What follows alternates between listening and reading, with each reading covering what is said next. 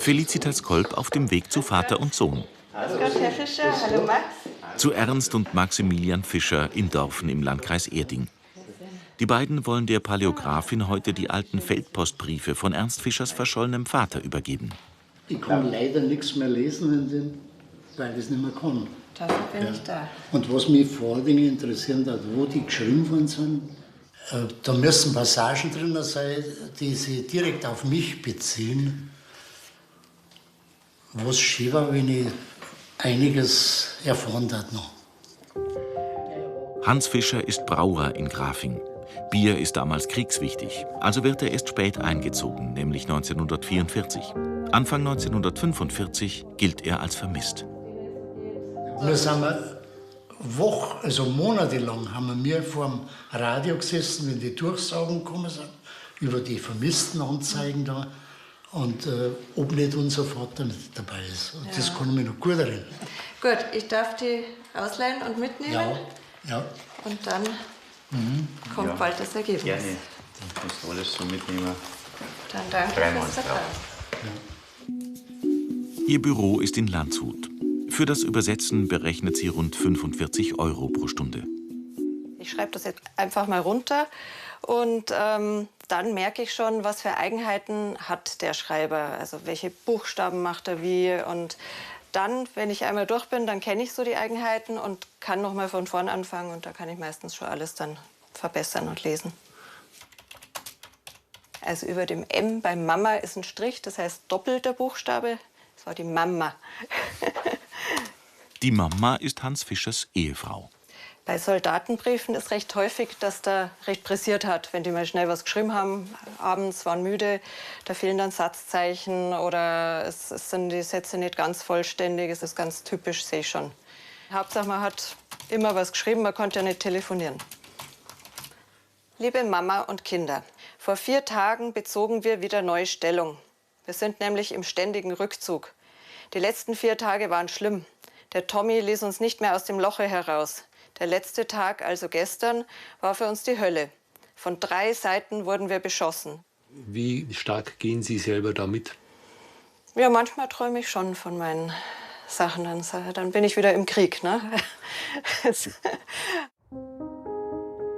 Satz für Satz arbeitet sich Felicitas Kolb durch die alten Briefe. Es ist genau dieses Puzzlespiel der Buchstaben, das sie schon seit ihrer Kindheit fasziniert. Begonnen hat alles mit diesem Lesebuch in Sütterlin-Schrift. Das ist ein Kinderbuch von meiner Mama, das in Sütterlin-Schrift geschrieben ist. Und das hat sie mir eines Tages vorgelesen und ich habe immer mitgelesen und Mensch, was ist denn das für eine Schrift und so. Und dann, irgendwann hat es halt keine Zeit mehr gehabt und Kinder hören ja nie auf. Und dann habe ich einfach das nicht erwarten können und selber weitergelesen. Studiert hat sie Ägyptologie. Von Arnolf Schlüter, dem Leiter des Ägyptischen Museums in München, hat sie eine ganz andere Art von Auftrag bekommen. Ein Sammlungsverzeichnis übersetzen, das um 1870 entstand. Manches ist überschrieben, unterstrichen oder später eingefügt. Knifflig, aber... Das ist toll. Also es hat mich wirklich gefreut, weil ich bin ja studierte Ägyptologin. Und Sie sehen, da kommen auch ein paar Hieroglyphen vor. Und diese Stücke, die ich von meinem Studium in München einfach auch kenne. Das ist eine tolle Sache. Hier ist sie ganz als Wissenschaftlerin gefordert. Denn bei manchen Stücken weiß man nicht genau, bei welchen Grabungen sie gefunden wurden und wie sie dann ins Museum gelangten. Da Geschenke aus dem Nachlass seiner Majestät des Königs Ludwig I. Also hier steht zum Beispiel Hüftknochen, sehr mürbe. Hier unten Mumienkopf männlich, noch in voller Einwicklung. Damals hat sich ihr Studium als brotlose Kunst erwiesen. So studierte sie noch Denkmalpflege und kam auf diesem Weg zur Entzifferung alter Schriften. Wieder in Dorfen. Die Feldpostbriefe sind nach rund 12 Stunden Arbeit übersetzt. Jetzt ist es soweit. Jetzt sind wir fertig. Insgesamt waren es 23 Briefe. Das ist ganz schön viel, dass die auch alle ankommen sind daheim. Das ist auch bemerkenswert. Die Briefe fangen an am 12. Mai 1944. Das ist der erste Brief, den ich da gefunden habe. Und ihr Vater schreibt da: Liebe Mama, liebe Kinder, habe heute wieder einen Brief mit Zigaretten von dir bekommen, vom 5.5. Meinen besten Dank dafür. Also da kennen Sie Ich habe gar das. nicht gewusst, dass der geraucht hat. Ernst Fischer ist 1942 geboren und hat kaum Erinnerungen an seinen Vater. Sie wollten jetzt wissen, wie war der Weg von Papa. Zuerst war Ihr Vater in Südfrankreich. Na, im Mai ist er auch noch in Südfrankreich und dann auf einmal im Juni heißt es Westen. Und dann der nächste, das ist schon in der Normandie. Am 6. Juni war ja der D-Day, da sind die Alliierten da oben östlich von Cherbourg gelandet. Da muss er dann auch hinkommen sein, in die Ecke. 2. Dezember geht es dann weiter, da ist er in Retz. Das suchen wir. Das ist Niederösterreich. Was? Was? Keine Ahnung.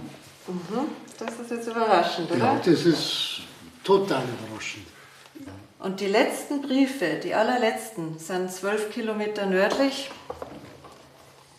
Und das ist heute Tschechei, Znaim. Da sind die letzten, ist der letzte Brief her und die letzten Briefe. Sie haben auch gefragt, oder auch gemeint, Sie werden ein paar Mal erwähnt in den Briefen. Dem Ja, ist das- so, dem ist so. Ja, Sie sind der kleine Ernsti in den Briefen. der kleine Erste, ja. Also immer hat Ihr Vater Heimweh gehabt und dann speziell nach dem Weihnachten und so. Aber er schreibt so denkt man ja immer an die Heimat und an die lieben Kleinen. Und ich bin nur gespannt, was der Ernsti sagen wird, wenn ich mal heimkomme. Zum Beispiel. Hat er vielleicht auch mal geschrieben, dass Angst hat, die Daten nicht mehr erkennen. Liebe Mama, endlich einmal das, was ich so erwartet habe, dass mein kleiner Ernsti seinen Papa noch nicht vergessen hat. Was bedeuten diese Zeilen für Ernst Fischer? Sehr viel. Also ich habe nicht geglaubt, dass man das so hernimmt. Dass man das so aufpeitscht irgendwie. Und ich habe zwar die schon gehabt, aber ich habe ja nichts damit anfangen können. Und da bin ich jetzt froh, dass ich da irgendwie Unterlagen habe und die kann ich mit meinen Schwestern jetzt bereden. Max Fischer hat es seinem Vater zum Geburtstag geschenkt. Nicht nur für ihn eine Bereicherung. So, es waren viele neue Erkenntnisse für die Familie Fischer, das freut mich, aber es ist einem trotzdem nahe gegangen. Ne? Also das war jetzt schon eine Geschichte, die zu Herzen geht. Ernst Fischer war 2 Jahre alt, als die Nachrichten vom Vater ausblieben. Die Arbeit von Felicitas Kolb hat die Erinnerung an den Vermissten nun wieder lebendig werden lassen.